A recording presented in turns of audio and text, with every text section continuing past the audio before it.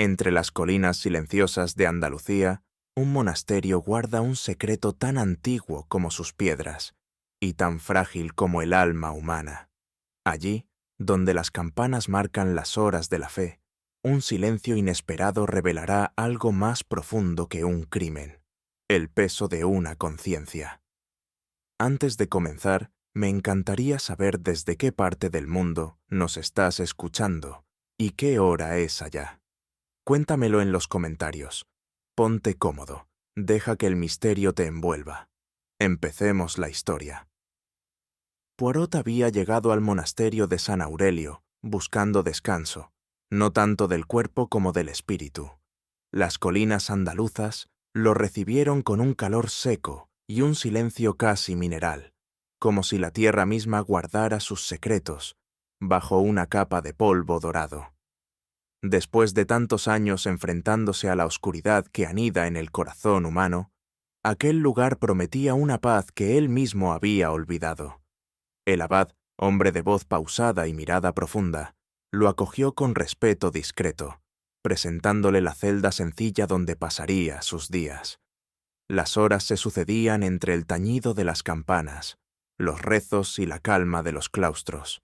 Poirot, fiel a su curiosidad natural, observaba las costumbres con admiración distante, los gestos repetidos, las voces que se alzaban y caían con cadencia monástica, el modo en que cada hombre parecía una sombra de sí mismo. Sin embargo, bajo aquella serenidad, el detective percibía una vibración sutil, una fragilidad en la quietud. A veces, pensaba que el silencio era demasiado perfecto, como un cuadro sin grietas que, al mirarse de cerca, dejaba entrever una fisura. No lo sabía aún, pero ese pequeño temblor sería el preludio de algo más profundo que la simple devoción. Con el paso de los días, Poirot comenzó a notar que la serenidad del monasterio no era homogénea. Había rincones donde el aire parecía más denso, donde el eco de los pasos se quebraba antes de tiempo. En el refectorio, las miradas se cruzaban y se evitaban con una cortesía inquietante. En la biblioteca, el roce de las páginas tenía algo de disimulo, como si el conocimiento mismo se leyera con cautela. Durante la oración, Poirot observaba con atención los rostros inclinados. Algunos mostraban verdadera paz, otros un recogimiento forzado. En más de una ocasión, una voz tembló durante el canto coral, y el detective, sin moverse, registró aquel mínimo temblor como una pista invisible. Al anochecer, mientras caminaba por el claustro, escuchó un murmullo ahogado tras un muro. Quizá una discusión, quizá una confesión. Cuando las sombras se disolvieron, solo quedó la brisa y el lejano rumor de los cipreses. Poirot, con las manos cruzadas tras la espalda, sonrió con leve ironía. En todo lugar donde los hombres viven juntos, pensó, la armonía no es más que una máscara bien tallada.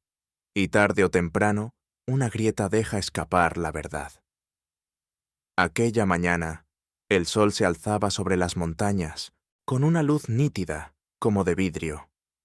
A la quinta hora, los monjes se reunieron en silencio para la oración, esperando el repique de la campana que marcaba el inicio del acto. Sin embargo, el aire permaneció inmóvil. Ni un solo sonido cortó la calma.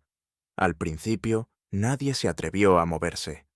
Poirot levantó la vista hacia la torre. La cuerda colgaba inerte, y el viento parecía contener la respiración.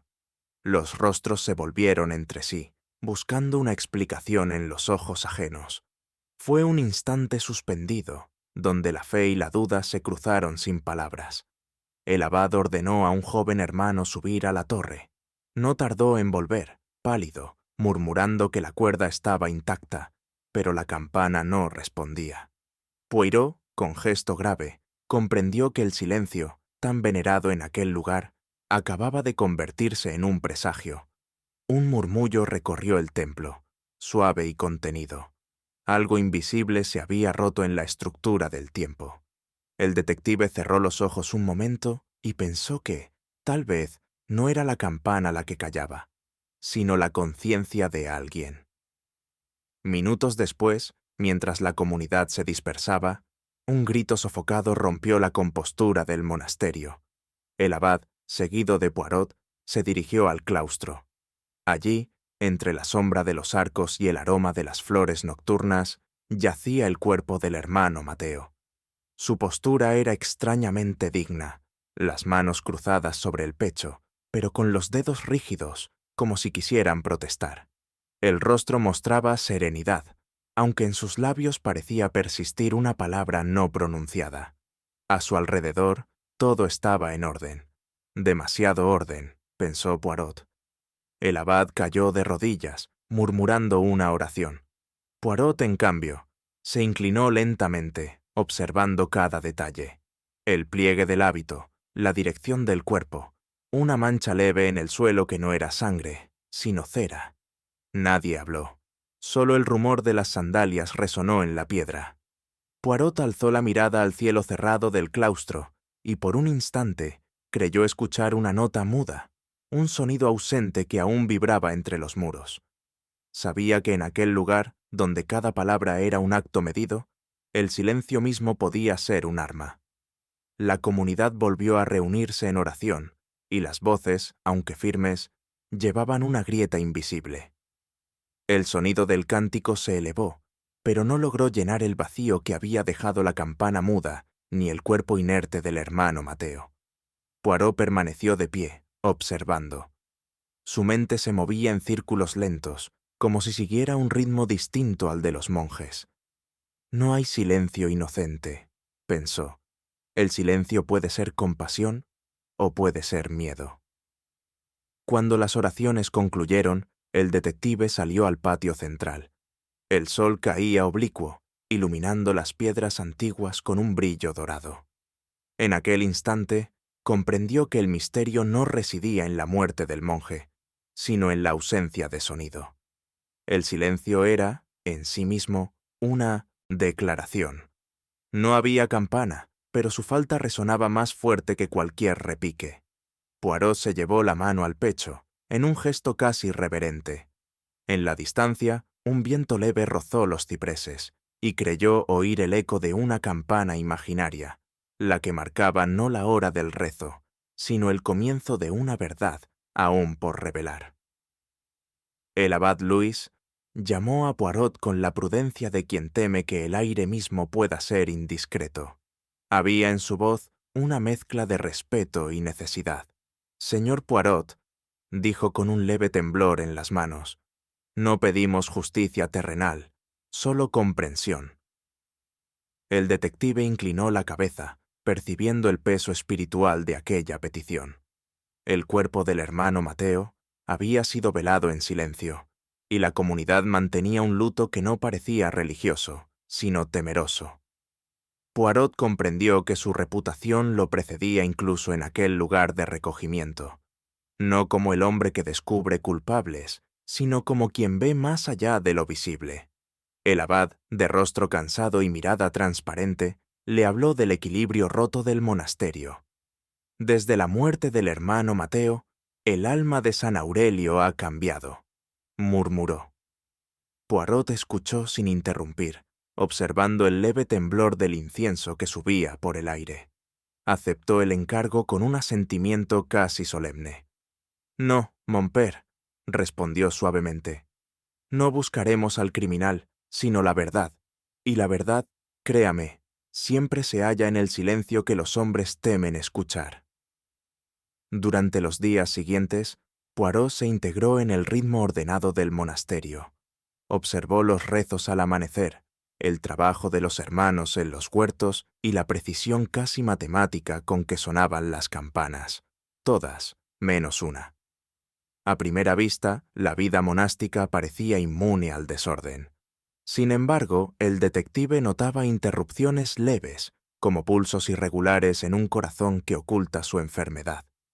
Algunos monjes bajaban la mirada demasiado rápido al cruzar con otros. Ciertos rezos se dilataban, y una sola respiración fuera de compás bastaba para revelar ansiedad. En los pasillos, Poirot caminaba despacio, meditando. El crimen, se decía, nunca es una intrusión del mal, sino una deformación de la verdad humana. En la biblioteca, entre el olor de los manuscritos, observó a un joven hermano que copiaba textos sagrados con mano temblorosa. En el refectorio, una mujer elegante conversaba en voz baja con el abad, y en el patio, un hombre de mirada académica medía con regla los relieves del portal antiguo. El monasterio respiraba, pero su respiración estaba contenida, forzada. Poirot sabía que aquel aire tenso terminaría por romperse. La primera de las almas que llamó su atención fue la de doña Estrella Vega, viuda y benefactora del monasterio. Su presencia era tan refinada como incongruente con la austeridad del lugar. Vestía con discreción, pero sus joyas, un broche antiguo, un anillo de ónix, hablaban de otro mundo, uno donde el orgullo y la pérdida convivían en silencio. Poirot la encontró en la capilla, frente al altar inconcluso que ella misma financiaba. Su voz, cuando habló, tenía la textura del cansancio. «Vine por devoción», dijo. Poirot respondió con una cortesía cargada de duda. «¿Devoción al Señor, madame, o al recuerdo que guarda este lugar?» Sus ojos se crisparon apenas un instante. Ella sonrió, pero su sonrisa era un pliegue de contención. Habló de su hijo, caído durante la guerra civil, y del hermano Mateo, su confesor. Poirot escuchó con atención. Era un hombre severo, añadió, pero sabía callar. Poirot inclinó la cabeza y la observó marcharse. «Sí», murmuró, «algunos saben callar, otros, madame, solo fingen hacerlo». Su perfume persistió en el aire, como un rastro de algo que se resiste a desaparecer.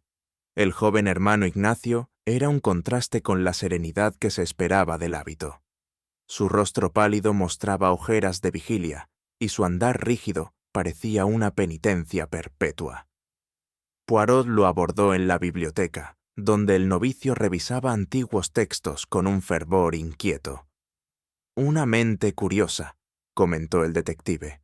«Puede ser tanto una bendición como una carga». Ignacio lo miró con un sobresalto apenas disimulado. «En este lugar, señor Poirot, la curiosidad no siempre se considera virtud». Había en su tono un rastro de miedo. Se decía que en el pasado había sido acusado de ideas poco ortodoxas y que solo la misericordia del abad lo había salvado de la expulsión. Poirot observó sus manos, firmes en apariencia, pero con los dedos manchados de tinta y temblorosos. «¿Usted amaba al hermano Mateo, n'est-ce pas?» Ignacio titubeó. «Le debía obediencia». Poirot sonrió con suavidad. «Obedecer, Monfils, es fácil. Lo difícil es aceptar lo que uno sabe». El novicio bajó la cabeza. En su silencio, Poirot percibió no solo culpa, sino una fe desgarrada que luchaba por sobrevivir. El tercer personaje era el señor Aranda, historiador de arte venido desde Sevilla para catalogar los objetos del monasterio. Su voz tenía la precisión de un conferenciante y la cortesía de quien mide cada palabra como si fuera oro. Poirot lo encontró examinando un crucifijo de marfil. «Magnífico trabajo del siglo XVI», comentó el detective. Aranda sonrió, complacido. «Una pieza única, aunque, como ve, algo falta en la base». Poirot notó la elección de palabras. «Algo falta», repitió lentamente. «Una frase útil en más de un sentido, monsieur». El hombre se ajustó las gafas. Dijo haber conversado con el hermano Mateo la víspera de su muerte, pero sus descripciones eran vagas, sus tiempos difusos. Hablaba de arte y fe, como si ambos conceptos se anularan entre sí. «Curiosa combinación», reflexionó Poirot. «Un hombre que estudia reliquias, pero no cree en los milagros». Aranda se encogió de hombros. «La historia no requiere fe, solo pruebas». Poirot asintió. «Y, sin embargo, monsieur, las pruebas suelen esconderse donde la fe se quiebra». Las jornadas siguientes estuvieron marcadas por una tensión invisible. Poirot asistía a los rezos, notando cómo algunas voces se detenían un instante antes de pronunciar amén. En el refectorio, las bendiciones eran murmuradas con premura. como si el alma quisiera pasar página cuanto antes. Una noche, mientras el viento soplaba entre los pasillos, Poirot escuchó desde su celda el eco de un diálogo apagado, fragmentos sueltos de confesión y reproche. Nada concreto, pero suficiente para confirmar su intuición. En San Aurelio, cada palabra se elegía no por verdad, sino por conveniencia. Al amanecer, vio a doña Estrella salir de la capilla con los ojos húmedos, a Ignacio rezar en silencio frente a un muro vacío, y a Aranda pasear con aire abstraído, tocando en su bolsillo un objeto que no mostró a nadie. Poirot pensó: el alma humana, cuando miente, no suprime el sonido, solo lo retrasa.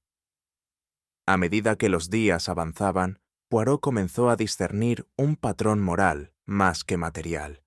Las tres almas que lo rodeaban formaban un triángulo invisible unido no por la muerte de Mateo, sino por la culpa que cada uno arrastraba.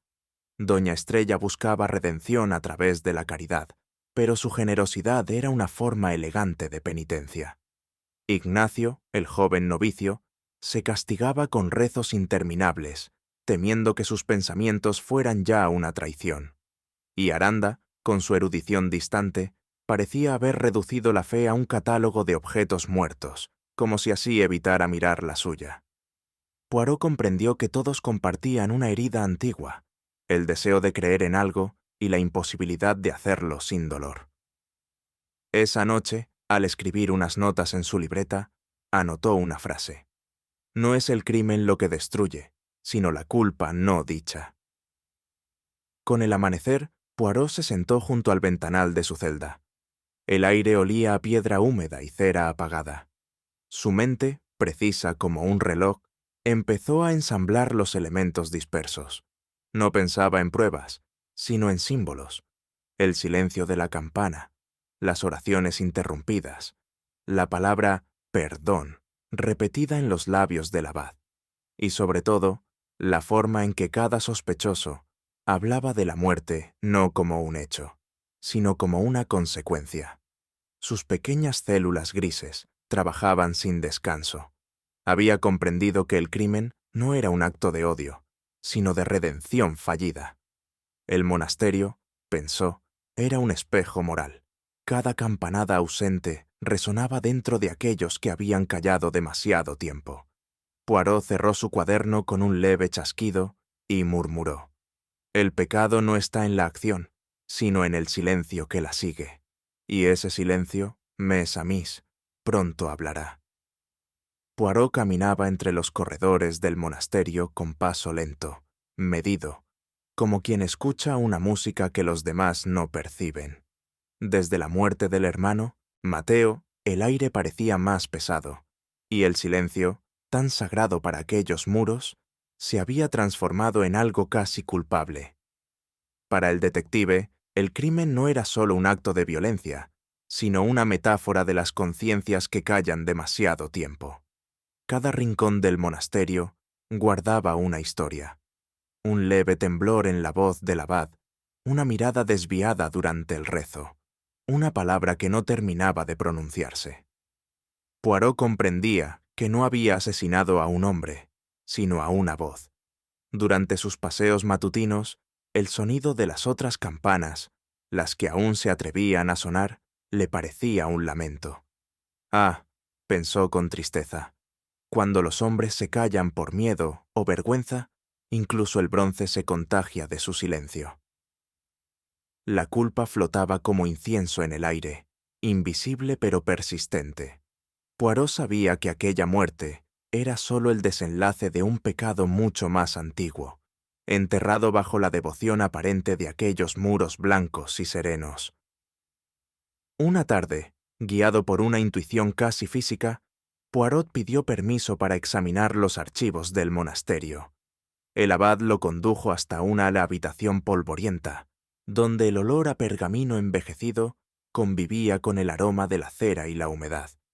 Allí, entre registros de nacimientos, donaciones y misas fúnebres, el detective encontró un legajo que no encajaba con los demás: un sobre sin fecha, sellado con cera resquebrajada. Con la precisión que lo caracterizaba, rompió el sello y desplegó el contenido. Era una carta, escrita décadas atrás, una confesión anónima. Las líneas hablaban de un pecado cometido en la 5ª hora de oración, de un acto de traición espiritual y de un silencio impuesto para no romper la fe de los inocentes. Poirot leyó las palabras con un estremecimiento. Aquella carta, olvidada en los archivos, no pertenecía a una sola alma. Era la raíz del crimen actual, el eco que había viajado a través del tiempo. Cuando levantó la mirada, el polvo suspendido en el aire parecía formar una neblina de culpa. Poirot comprendió que el hermano Mateo no había muerto por accidente, sino por haber despertado una verdad que otros quisieron mantener dormida. En los días siguientes, Poirot observó el monasterio con una minuciosidad casi matemática. Los rezos se repetían con exactitud, las procesiones seguían siempre el mismo orden, las campanas marcaban el tiempo con una disciplina inquebrantable. Y, sin embargo, entre tanta precisión, algo no encajaba. El detective empezó a notar las disonancias. Algunos monjes tardaban un segundo más en incorporarse al canto. Otros alzaban las manos en momentos distintos, como si la culpa desajustara la armonía de sus gestos. Incluso el sonido de las sandalias sobre el suelo parecía perder sincronía. Poirot pensó que aquel orden perfecto era, en realidad, una defensa. Los hombres, reflexionó, construyen rutinas para no enfrentarse a la verdad. La repetición es el refugio de la conciencia intranquila. Cada plegaria, cada reverencia, cada repique de campana formaba un código. Y como en todo código, las irregularidades eran lo que más revelaban. En el monasterio de San Aurelio, la fe se recitaba, pero no siempre se creía. Poirot comenzó a percibir una tensión moral que impregnaba el ambiente. El fervor de los monjes se mezclaba con un miedo silencioso, como si todos rezaran no solo a Dios, sino contra algo. Durante las horas de oración, la voz del abad temblaba imperceptiblemente, y el eco repetía el temblor como un reproche. En una conversación breve, el detective comentó: «A veces, mon père, la fe y la mentira se parecen. Ambas exigen creer en lo que no se ve». El abad lo miró con cansancio. «La fe purifica, monsieur Poirot. La mentira corrompe». Poirot sonrió con suavidad. «Y sin embargo, ambas callan, ¿no es cierto?».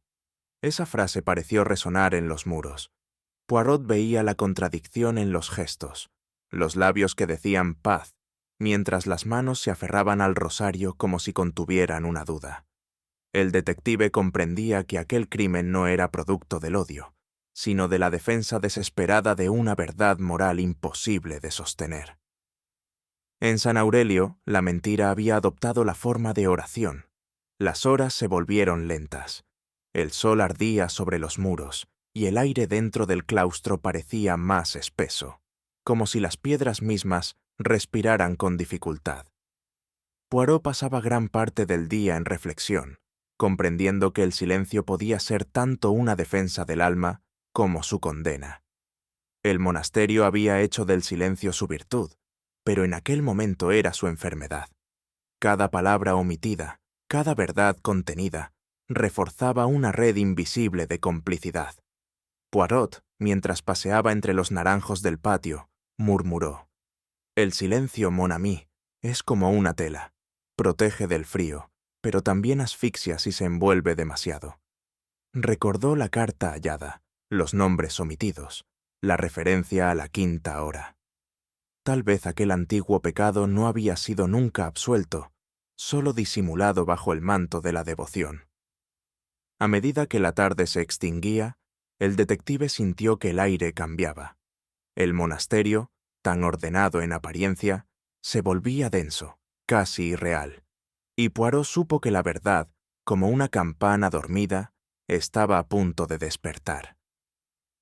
Esa noche, cuando el monasterio se hundía en la penumbra del rezo nocturno, un sonido inesperado rompió la calma. La 5ª campana, muda desde el día de la muerte del hermano Mateo, comenzó a resonar. El primer toque fue débil, casi tembloroso. El segundo, más firme. El tercero, tan claro que hizo vibrar las ventanas. Los monjes se detuvieron, paralizados por el terror y la sorpresa. Nadie se encontraba en la torre. Poirot, sereno pero intrigado, cerró los ojos un instante.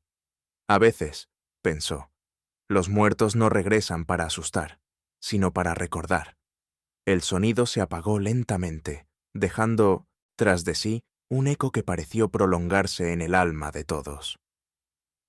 El abad cayó de rodillas. Algunos hermanos lloraban en silencio. Poirot, en cambio, permaneció inmóvil, escuchando no la campana, sino lo que había detrás de ella. La voz de una culpa compartida, de un pasado que se negaba a ser enterrado. En aquel instante comprendió que el misterio no era solo quién había matado al hermano Mateo, sino qué había muerto realmente con él, el pecado o la fe. Poirot se detuvo junto al reclinatorio, donde habían encontrado el cuerpo del hermano Mateo. Allí, entre la penumbra de los vitrales y el aroma de la cera, permanecía un devocionario antiguo, abierto sobre el suelo. Una de sus páginas estaba rasgada, y en la anterior, subrayada con trazo firme, se leía una sola palabra: perdón. El detective se inclinó ligeramente. El gesto no era de simple curiosidad, sino de respeto por aquello que intuía como el último pensamiento del muerto. Para Poirot, los objetos no mentían, eran prolongaciones de la conciencia. Perdón, murmuró. ¿Una súplica o una advertencia? El abad observaba desde cierta distancia, inquieto, pero sin atreverse a interrumpirlo. Poirot cerró el libro con suavidad. La rasgadura no era casual. Arrancar una página era borrar algo, o tal vez proteger a alguien. En aquella palabra solitaria, encontró un eco que iba más allá del crimen. Era el testimonio de un alma dividida entre la compasión y el deber. Poirot pensó que en los monasterios, como en el mundo exterior, los pecados más grandes no eran los que se cometían, sino los que se callaban. Las horas siguientes estuvieron dedicadas a lo que Poirot llamaba la liturgia de la observación. No interrogaba, escuchaba. Su manera de preguntar era tan suave que las respuestas parecían confesiones. Uno a uno, los habitantes del monasterio pasaron por su presencia. El abad, los novicios, los visitantes. Nadie mentía abiertamente, pero todos omitían algo, como si el silencio fuera un acto de prudencia espiritual. Poirot percibía los matices, una respiración contenida, una palabra pronunciada demasiado despacio, un gesto de manos que se entrelazaban con fervor forzado. En cada conversación, el detective descubría un hilo emocional, invisible pero tenso, que lo unía al hermano Mateo. Por la tarde, mientras el sol doraba los claustros, Poirot anotó en su cuaderno: el pecado se oculta en la pausa entre dos palabras. Las confesiones que había recogido no eran pruebas, eran espejos del alma, y en cada mirada desviada, Poirot leía lo mismo: el deseo de liberarse, pero también el miedo a destruir la paz de los otros. Doña Estrella Vega lo recibió en la galería del monasterio, donde las bugambillas trepaban por los muros como heridas floridas. Su elegancia contrastaba con el entorno austero, pero lo que verdaderamente la distinguía era su tristeza. Un duelo que el tiempo había vuelto digno, no menos doloroso. «Mi hijo», dijo sin que Poirot la instara. Cayó en la guerra, hace ya 10 años. Era joven, pero su alma había envejecido antes que su cuerpo. Poirot la escuchó sin apartar la vista de sus manos, que jugaban con un rosario de nácar. El hermano Mateo fue su confesor, continuó ella. Él conocía mis lágrimas y mis resentimientos. Poirot percibió un temblor apenas perceptible en su voz, no de debilidad, sino de algo reprimido. ¿Y buscó usted perdón, madame?, preguntó con delicadeza. Ella sonrió con amargura. El perdón es para los santos, monsieur Poirot. Las madres solo sobreviven. La conversación terminó con una inclinación cortés, Pero cuando la viuda se alejó, Poirot notó que su paso vacilaba al cruzar la sombra del claustro. Era el andar de quien carga un recuerdo que no puede dejar atrás. El joven novicio Ignacio se presentó ante Poirot con el rostro pálido y la mirada de un penitente. Su hábito, aunque impecable, parecía pesarle. Me dijeron que el hermano Mateo era su guía espiritual. Comenzó Poirot con suavidad. El muchacho bajó la vista. Él comprendía mis dudas, balbuceó. No todos lo hacían. Poirot aguardó. El silencio se llenó del murmullo lejano de los rezos.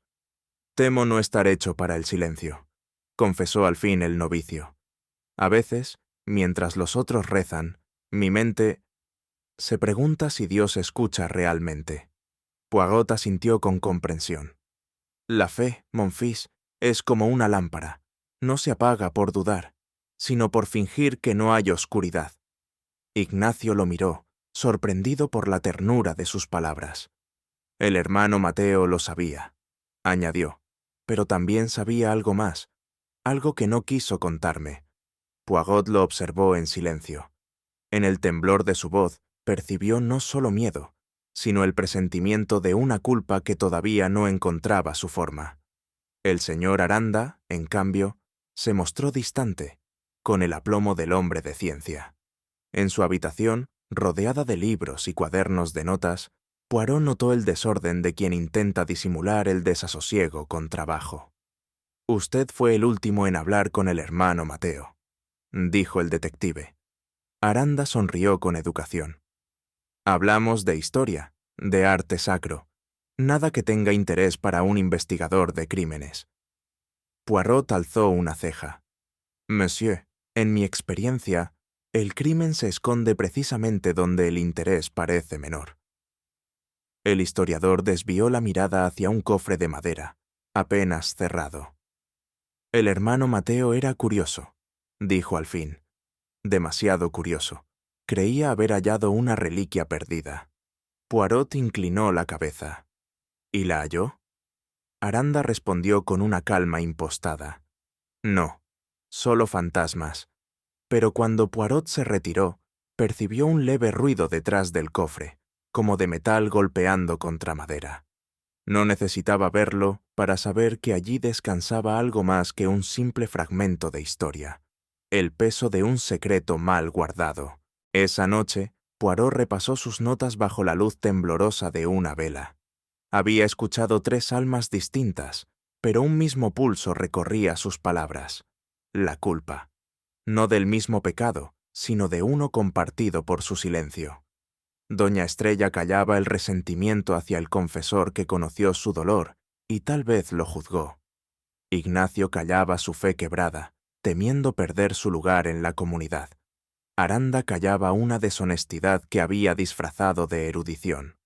Poirot vio entonces el dibujo completo, una cadena de culpas, todas nacidas del miedo, todas enredadas alrededor del hermano Mateo, quien, al intentar romper el silencio, había provocado su propia ruina. Los hombres, pensó, creen que callar los absuelve. En realidad, solo prolongan el castigo. Al alzar la vista, el detective sintió el peso del monasterio sobre él, la piedra, el aire inmóvil, los ecos de las oraciones.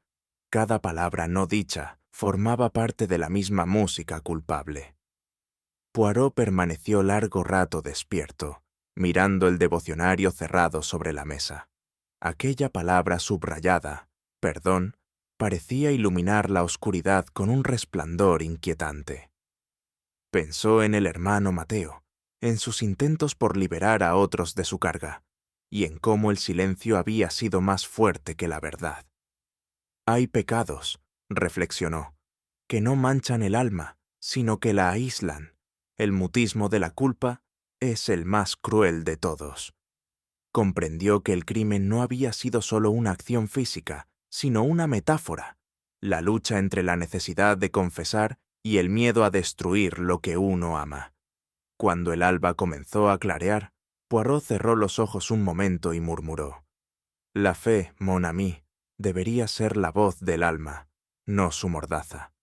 Y así, Mientras el monasterio despertaba, Poirot supo que la verdad ya no se hallaba en las palabras, sino en el silencio que las había sepultado.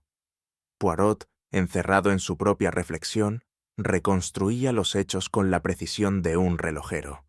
Cada instante del día del crimen desfilaba ante su mente, y en cada uno hallaba un matiz distinto de silencio.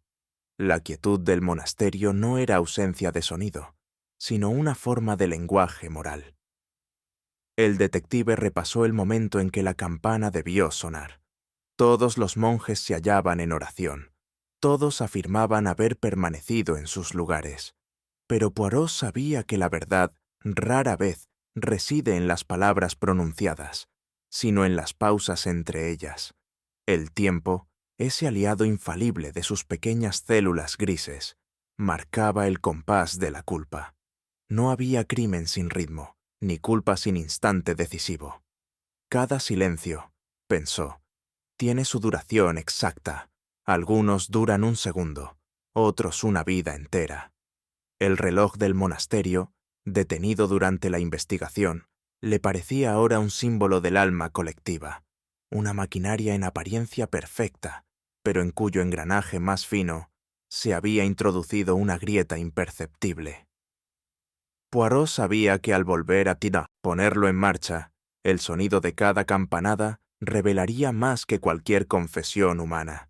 A la 5ª hora del día, cuando los monjes se reunieron para el rezo, el tiempo pareció suspenderse. Era el momento destinado a la contemplación, la pausa entre las labores del alma y las del cuerpo. Poirot, repasando los testimonios, comprendió que allí residía la clave. Nadie había salido de la capilla. Todos habían orado. Sin embargo, la campana no había sonado. El hilo invisible del tiempo se había roto justo cuando debía recordarse el sacrificio, y ese vacío no podía ser casual. «Ah», se dijo con serenidad amarga, «el crimen no interrumpe el tiempo, lo reinventa». El detective reconstruyó el silencio, segundo por segundo, los labios murmurando plegarias, el leve roce de los hábitos, el instante en que un pensamiento, más rápido que el sonido, se deslizó en la mente de quien decidió cortar el ciclo de la campana. La 5ª hora no había sido un momento de devoción, sino de rebeldía contenida. Y en esa suspensión perfecta, donde la oración se volvió ruido y el ruido desapareció, Poirot entendió que la línea entre fe y desesperación puede quebrarse sin un solo gesto visible. La cuerda de la campana yacía sobre la mesa del despacho abacial, inofensiva, pero impregnada de un significado profundo. Poirot la observó con la atención de un joyero examinando un diamante. Los bordes del corte eran limpios, sin señales de prisa. «Fue una decisión», murmuró, «no una reacción». El abad lo miró con turbación. «¿Insinúa que el asesino actuó con premeditación?» Poirot alzó una mano. «No, mon père, insinúo que actuó con sentimiento. La emoción, cuando es antigua, puede ser más meticulosa que la razón». El detective pasó los dedos por las fibras del cáñamo. El corte había sido hecho con un cuchillo pequeño, quizá uno de los que se usan para las velas. Había precisión, pero también temblor. Poirot cerró los ojos un instante, imaginando el gesto. Una mano que tiembla no por culpa, sino por dolor. Comprendió entonces que aquel acto no había sido un intento de ocultar un crimen, sino de callar un recuerdo. El silencio de la campana era el eco de una herida no cicatrizada, y quien la había cortado no deseaba matar, sino detener un sonido que ya no podía soportar. Al caer la tarde, Poirot pidió reunir a todos en el refectorio. La luz era suave, filtrada por los vitrales, el aire denso, como si las paredes esperaran también escuchar. No había tono de acusación en su voz, solo una calma que infundía respeto. «Mes amis», comenzó, «en este lugar de oración ha ocurrido un acto humano, demasiado humano. No busco castigo, sino comprensión». Los rostros lo miraban con mezcla de temor y esperanza. Doña Estrella, vestida de luto, mantenía la mirada fija en el crucifijo. El joven Ignacio apretaba su rosario con fuerza. Aranda, pálido, fingía estudiar sus propias manos. Poirot caminó lentamente, observando sus expresiones. Cada gesto, cada respiración, era una palabra en su idioma favorito, el lenguaje del alma. No hay crimen sin emoción, dijo finalmente, y no hay emoción sin motivo. El silencio se extendió como una plegaria contenida. Poirot inclinó la cabeza, con un aire casi sacerdotal. Que hable, pues, la verdad. Ella también merece ser oída. Poirot comenzó su exposición con una serenidad que helaba la sangre. No señalaba, no acusaba, simplemente describía. Doña Estrella Vega, dijo, una mujer que ha perdido a su hijo y vive entre la fe y la amargura. Su dolor no busca justicia, sino silencio. La viuda bajó la cabeza. Poirot prosiguió. Hermano Ignacio, cuya mente inquieta desafía el dogma. Él teme más a su propia duda que al pecado mismo. El joven monje cerró los ojos, como si escuchara un eco lejano. Y el señor Aranda, erudito y ambicioso, que robó una reliquia sagrada, creyendo que la historia se lo perdonaría. El historiador palideció, pero Poirot alzó la mano. No, monsieur, usted no mató. Su culpa es de otro tipo, la del hombre que convierte la verdad en propiedad. Poirot se detuvo. El hermano Mateo conocía las culpas de todos. Intentó liberarlos, y al hacerlo, despertó en uno de ustedes un recuerdo insoportable. Su voz bajó, casi en susurro. El crimen mes-a-mis no fue contra el hombre, sino contra el sonido del pasado que ninguno quiso volver a oír. Un estremecimiento recorrió la sala. Doña Estrella se llevó una mano al pecho. Poirot, con la dulzura de un confesor, habló en tono bajo. Fue usted, madame, quien detuvo el sonido de la campana, no para ocultar un crimen, sino para acallar uno anterior, el recuerdo del hijo que perdió en la guerra. La mujer no respondió. Sus labios temblaron, y en sus ojos se mezclaron el orgullo y la vergüenza. La quinta hora, continuó Poirot, era la hora en que su hijo murió, ¿verdad? Cada día, al escuchar la campana, el tiempo retrocedía y la herida se abría. Usted subió a la torre para cortar la cuerda, y el hermano Mateo la sorprendió. Ella asintió lentamente. Intentó detenerme. Quise explicarle, y él calló. Un murmullo recorrió la sala. Poirot inclinó la cabeza. No hay asesinato en su gesto, solo desesperación. Pero el silencio posterior, ese fue el verdadero crimen. Doña Estrella rompió a llorar. Su llanto, contenido durante años, sonó como la campana ausente, y en ese lamento, el misterio se volvió humano, casi sagrado. Cuando el silencio volvió a dominar la sala, Poirot permaneció de pie, observando a la mujer que sollozaba suavemente. No sentía triunfo alguno, solo una tristeza serena. El abad se acercó a doña Estrella, colocándole una mano sobre el hombro. Ninguno de los presentes hablaba. Afuera, el viento movía las ramas, y en ese rumor parecía oírse el eco de una campanada distante. Poirot murmuró con voz grave. La muerte del hermano Mateo no fue castigo, sino consecuencia. El alma humana, cuando sufre, puede convertirse en su propio juez. Cerró los ojos un instante. He visto muchos crímenes, pensó, pero pocos tan tristes como los que nacen del amor. La quinta campana seguiría muda durante un tiempo, pero su ausencia sería el recordatorio de que incluso el perdón necesita ser pronunciado para existir. Poirot se retiró lentamente del refectorio. La noche se extendía, serena, y en su quietud el detective creyó oír una última campanada, tenue y pura. No era de bronce ni de metal, era el sonido invisible del consuelo perdido que, por fin, encontraba su eco. La noche se había detenido sobre el monasterio, pero en la celda de Poirot la vela seguía ardiendo. Su mente, disciplinada y paciente, repasaba cada palabra, cada gesto de los implicados.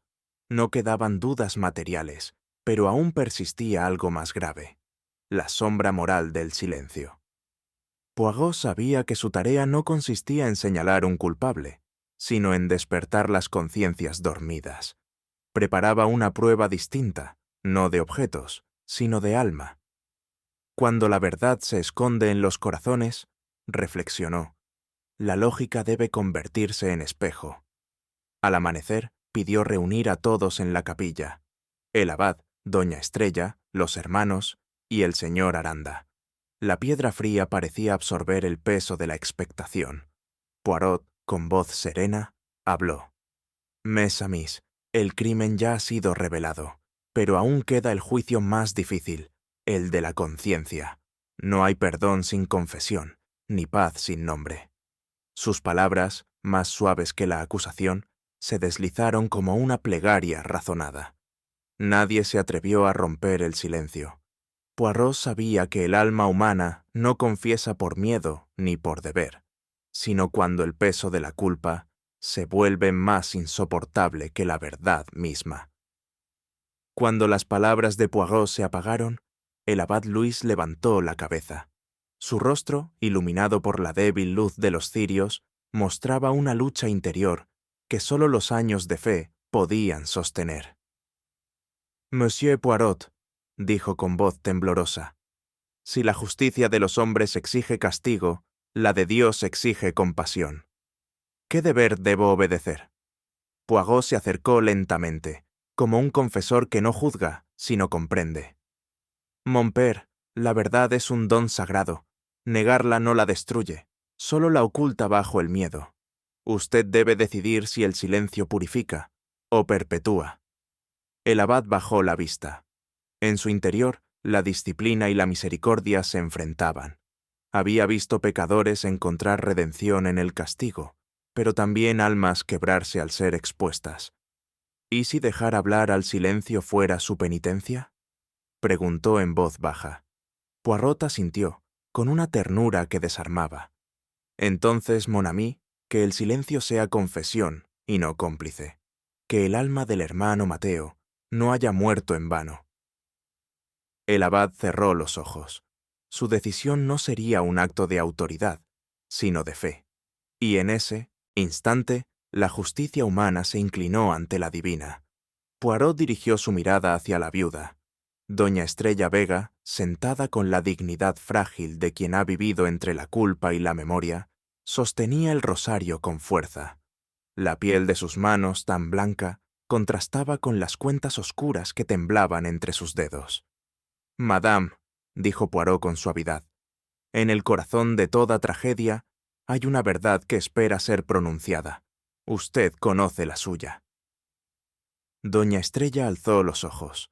En ellos había lágrimas, pero también una serenidad nueva, la que sigue a la rendición interior. «Yo no quise matar, Monsieur Poirot. Solo quise detener un sonido, el que me recordaba la última hora de mi hijo». Poirot asintió lentamente. «El dolor, madame, puede convertir el amor en verdugo, pero confesarlo lo transforma de nuevo en humano». Ella apretó el rosario y una cuenta cayó al suelo, rodando con un leve eco. «¿Cree usted que Dios puede perdonarme?» «Dios, madame, no tiene necesidad de creer. Él comprende». Un murmullo recorrió la capilla. En los ojos del abad, la compasión reemplazó al juicio. Por primera vez desde la muerte del hermano Mateo, el aire del monasterio pareció más respirable. El abad se arrodilló ante el altar, y uno a uno los hermanos lo imitaron. La confesión de doña Estrella había liberado algo invisible, un peso colectivo, una opresión antigua que ya no pertenecía solo a ella.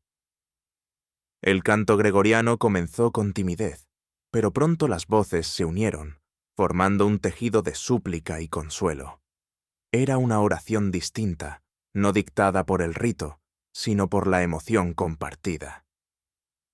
Poirot permaneció en silencio, observando cómo el fervor se transformaba en paz.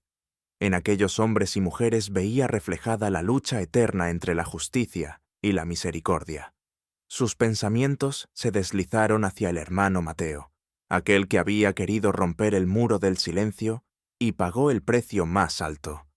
Quizá, pensó Poirot, su muerte fue la última enseñanza que Dios envió a este lugar. El aire se volvió más leve y el incienso ascendió como un símbolo de purificación. Por primera vez desde su llegada, Poirot sintió que el silencio no era condena, sino oración. Mientras los rezos continuaban, un sonido inesperado cruzó el aire. La quinta campana, muda desde la tragedia, comenzó a sonar. Primero fue un toque débil, casi un suspiro metálico. Luego otro, más claro, hasta que la melodía se alzó con fuerza. Las miradas se alzaron al unísono, y el murmullo del rezo se detuvo. Nadie estaba en la torre. El abad se llevó una mano al pecho. «Es imposible», murmuró. Poirot, con calma profunda, respondió. «No, mon père, solo es justo». Las campanadas continuaron, 5 veces exactas, con una cadencia pura, sin sombra de duelo. No anunciaban muerte, sino redención. Doña Estrella cayó de rodillas, las lágrimas recorriendo su rostro. Ignacio se persignó, y Aranda inclinó la cabeza, vencido por la emoción. Poirot permaneció inmóvil, pero su alma se conmovió. Sabía que no había milagros en los mecanismos del bronce, sino en el corazón humano que decide volver a sonar. Cuando el último eco se apagó, el monasterio entero comprendió. La culpa se había transformado en oración, y el perdón, finalmente, había tomado forma de campana. La noche volvió a cubrir las colinas andaluzas, y Poirot, antes de partir, caminó solo por el claustro. El aire era fresco, y la paz recién conquistada tenía algo de irreal. El detective meditaba en silencio. «Hay silencios», pensó, «que nacen de la cobardía, y otros que son la última expresión de misericordia». Se detuvo ante la torre. La campana, inmóvil ahora, parecía descansar tras su propio acto de redención. Poirot sonrió con melancolía. «Todo crimen», murmuró, «es lógico, pero la lógica humana no siempre lo es. A veces, la razón no busca culpables, sino almas que aprender». Recordó el rostro de Doña Estrella, el temblor del abad, la oración coral que había llenado la capilla. En todos ellos había visto el reflejo de una misma verdad, que la justicia sin compasión es tan muda como una campana rota. Al amanecer, abandonó el monasterio. Cuando el carruaje descendía por el camino de cipreses, escuchó, a lo lejos, 5 campanadas perfectas. Poirot cerró los ojos.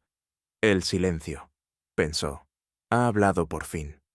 Poirot avanzaba despacio por los corredores silenciosos del monasterio. El amanecer se filtraba por los ventanales, dibujando franjas de luz que se extendían sobre la piedra como la última bendición del día anterior. Sus pasos, medidos y suaves, resonaban con un ritmo que parecía acompañar el lento despertar de aquel lugar que había sido testigo del dolor, la culpa y la redención. Cada rincón tenía algo que decirle. El claustro, que en otro tiempo había estado cargado de sospecha y miedo, respiraba ahora una paz extraña, frágil como una oración pronunciada con duda. Poirot, al pasar junto al jardín de los naranjos, se detuvo. Un aroma leve, casi dulce, ascendía del suelo húmedo. «La naturaleza, mon ami», murmuró para sí. «Siempre sabe perdonar antes que los hombres». Sabía que su tarea había terminado, y sin embargo, una parte de él sentía que el misterio persistía, no en los hechos, sino en los corazones que los habían vivido. Porque los crímenes, como las confesiones, dejan huellas más hondas en el alma que en el suelo.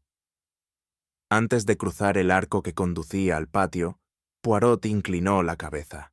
El aire tenía el silencio de una misa ya concluida, pero cuya última palabra aún flotaba en los labios de los fieles. El padre Luis lo aguardaba junto a la entrada principal, con las manos entrelazadas y la mirada serena, aunque empañada de melancolía. Cuando Poirot se acercó, el abad le hizo una leve reverencia. «Monsieur Poirot», dijo, «nuestras oraciones acompañarán su viaje. No tengo palabras suficientes para expresar mi gratitud. Ha traído usted claridad donde reinaba la sombra». Poirot inclinó levemente la cabeza. «Mon père, la claridad es una cosa peligrosa. A veces, cuando ilumina demasiado, los hombres cierran los ojos». El abad sonrió, con esa tristeza propia de quien sabe que la verdad y la paz rara vez habitan el mismo lugar. «Me pregunto», continuó, «si hemos hecho lo correcto. La justicia del hombre, ¿es siempre voluntad de Dios?» Poirot lo miró con compasión. «¿Acaso alguien puede saberlo? Los hombres juzgan por los actos, Dios por las intenciones, y esas, mon père, son un territorio que ni el mejor detective puede explorar del todo». El abad asintió lentamente. «Aún así, lo que ha hecho aquí no será olvidado». Poirot guardó silencio un instante. No quería oír alabanzas. Sabía que en aquel monasterio la verdad había triunfado, sí, pero dejando cicatrices invisibles. El abad pareció buscar una confirmación, una certeza que calmara su inquietud. Poirot, con ese aire de serenidad que siempre lo acompañaba, tomó la palabra. «Mon père», dijo suavemente, «solo Dieu conoce la justicia plena. Nosotros, los hombres, apenas alcanzamos a oír sus ecos». El sacerdote bajó la vista. Poirot continuó, su voz grave pero compasiva. «He visto muchas veces cómo la justicia humana pretende imitar la divina, y siempre fracasa, porque al corazón no se le juzga con leyes, sino con comprensión».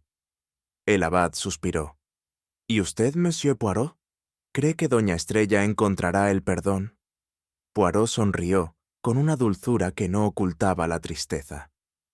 «El perdón no se busca, mon père, se recuerda. Está allí, esperando que el alma lo acepte». Un rayo de luz cruzó las losas del suelo y alcanzó los pies de ambos. Poirot observó cómo el polvo danzaba en el aire. «La verdad no ha de destruir», añadió, «sino purificar, pero a veces deja heridas que tardan una vida en cerrarse». El abad lo miró con respeto silencioso. Poirot sabía que sus palabras no eran consuelo, sino simple reflejo de una realidad que ambos entendían demasiado bien. El carruaje aguardaba al pie de la colina, con los caballos envueltos en la neblina matinal. Poirot descendió lentamente por el sendero empedrado, sin apresurarse. Cada paso lo alejaba de San Aurelio, pero también lo unía de algún modo a su espíritu. El aire era fresco y un viento leve movía las hojas de los cipreses. Detrás de él, las torres del monasterio se recortaban contra el cielo pálido, como guardianas de un secreto que ya no necesitaba ser revelado. El cochero inclinó la cabeza al verlo llegar. Poirot se acomodó en el asiento y miró una última vez hacia el portal. Pensó en doña Estrella, en su llanto contenido y su dignidad al confesar. Pensó en el abad, dividido entre su deber y su compasión, y pensó, con un suspiro, en el hermano Mateo, cuya muerte había sido un acto de destino más que de voluntad. «Hay misterios», reflexionó, «que no se resuelven, solo se comprenden». El carruaje comenzó a moverse. Poirot, con las manos cruzadas sobre el bastón, cerró los ojos unos instantes.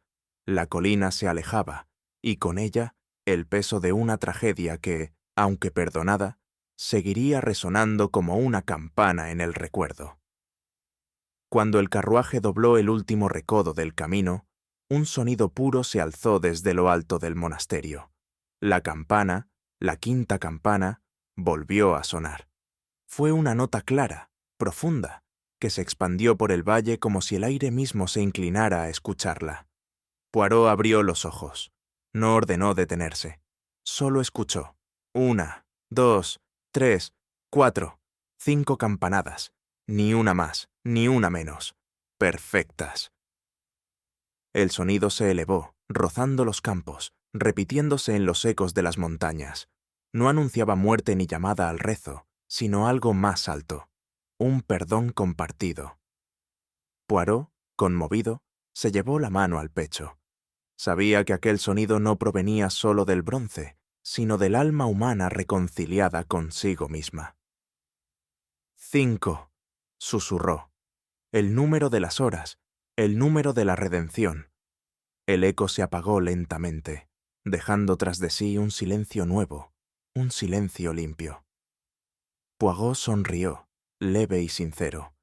El carruaje siguió su camino entre los olivares, y mientras el viento despeinaba el polvo del sendero, el detective murmuró con gratitud: «El buen Dios ha hablado, y los hombres, al fin, han escuchado». A veces, el silencio dice más que la confesión, y el perdón pesa tanto como la culpa. En San Aurelio, la verdad no destruyó, solo devolvió a cada alma el eco de su propia voz. ¿Y tú? ¿Crees que el silencio puede ser una forma de compasión o siempre es una huida de la verdad? Si esta historia te ha conmovido, comparte tu pensamiento en los comentarios, invita a otros a escucharla y suscríbete para seguir explorando los misterios del alma humana. Porque algunos enigmas no buscan resolverse, solo ser comprendidos.